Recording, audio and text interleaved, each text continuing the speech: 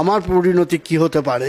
কিন্তু আমি তোমার বলি যে আমি একবার ঢাকা বিশ্ববিদ্যালয়ে একটা ঘরোয়া বৈঠক করতে গেছিলাম, ছাত্ররাই ডেকেছিল। ওখানে অনেকেই ছাত্ররা আছে যাদের সাথে আমার একটা ভালো সম্পর্ক আছে। সেটা কিন্তু কোনো নির্দিষ্ট দলের না, তারা কিন্তু অনেকেই, কেউ হয়তো রাষ্ট্রবিজ্ঞানের ছাত্র, কেউ ইতিহাসের ছাত্র, ফলে তারা লেখালেখি সূত্রেই কিন্তু আমায় ডেকেছিল।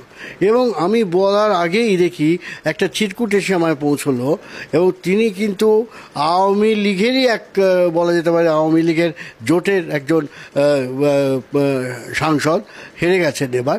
তিনি আমার চিরকুট দিয়ে বললেন আপনি কোনো কথা না বলে চলে আসুন।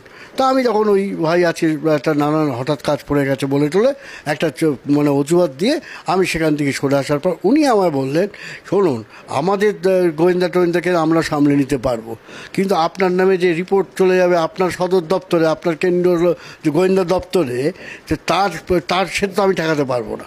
সুতরাং আপনি শুনুন, আমার গোয়েন্দারা ওখানে কম, ঢাকা ইউনিভার্সিটিতে আমাদের যা গোয়েন্দা তার চেয়ে বেশি আপনাদের গোয়েন্দারা বেশি আর কি, ভারতের গোয়েন্দারা বেশি আছে। ফলে এইসব নানান কারণে দেখো, এই যে শেখ হাসিনা কিছুদিন আগে চীনে গেলেন, এবং সেখানে তারই এক মন্ত্রী বলছেন চীনে যাচ্ছেন মাননীয় প্রধানমন্ত্রী, হ্যাঁ ভারতের সঙ্গে কথা বলেই যাচ্ছেন। তা এইটা কী ধরনের সার্বভৌমত্ব? তুমি আমায় বোঝাও যে আমি একটা দেশে যাব স্বাধীনভাবে, আমি স্বাধীন দেশের প্রধানমন্ত্রী, আমি কেন অমুককে জানিয়ে যাব? আমার তো জানানোর কোনো দায়িত্বের মধ্যে পড়ে না।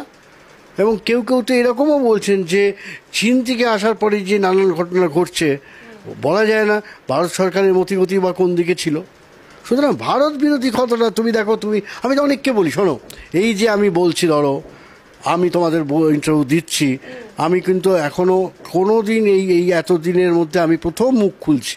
তার কারণে এই মুখ খুলছে এই কারণে, কেন এত লোক এত কথা বলে যাচ্ছে না, আমার বিরক্ত লাগছে। কেন এরা বাংলাদেশটাকে সত্যি চেনেও না, চিনতে চায় না, সাধারণ মানুষকে ভালোবাসে না, শ্রদ্ধা করে না। তা তুমি যদি আমাকে শ্রদ্ধা না করো, আমি কি তোমার বয়সে যাই ছোট হও, আমি কি তোমাকে অশ্রদ্ধা করে যদি করেই যাই, তুমি কি আমাকে বয়সে বড় বলে শ্রদ্ধা করবে না।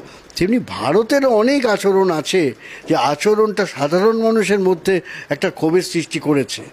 সেই ক্ষোভটাকে শুধু তুমি বাংলাদেশ কেন, আমি তোমায় বলছি তুমি নেপালের খোঁজ করো, আজকে তুমি ভুটানে যাও, তুমি মালদ্বীপে যাও, দেখবে আজকাল ভারতের যে পাল্টে যাওয়া পররাষ্ট্র নীতি, যেটা জোট নিরপেক্ষ ধর্মনিরপেক্ষ ভারতবর্ষ থেকে শিফট করে গেছে, সেই জায়গায় কিন্তু সমস্যা বা জটিলতাটা বেশি করে সৃষ্টি হচ্ছে।